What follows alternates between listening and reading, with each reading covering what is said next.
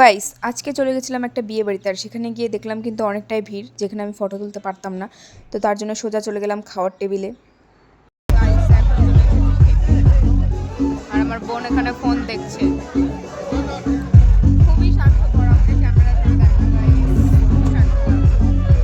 তারপর খাওয়া দাওয়া কমপ্লিট করে চলে গেলাম ডান্স করতে। বিয়ে বাড়ি আসবো আর ডান্স করবো না, সেটা তো হতেই পারে না গাইস। তো এখানে ডান্স করে নিলাম, আর ডান্স করার পর গলা কিন্তু শুকিয়ে গেছিলো, তার জন্য আবার কফিও খেয়ে নিলাম।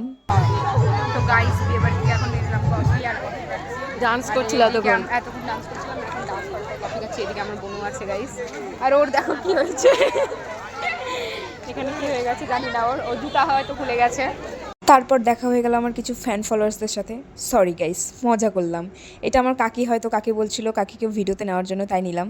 আর গাইস বিয়ে বাড়ি শেষ হয়ে যাবে, তবুও কিন্তু আমাদের ডান্স করা শেষ হবে না গাইস। একদম ডান্স করতে করতে হাঁপিয়ে গেছি, তবুও তারপরে বউ বরে নিয়ে একদম ডান্স করা শুরু করে দিচ্ছি। আর দেখো আমরা এমন ডান্স করেছি, একদম শীতের দিনেও ঘেমে গেছি। এটা কি ভাবা যায়?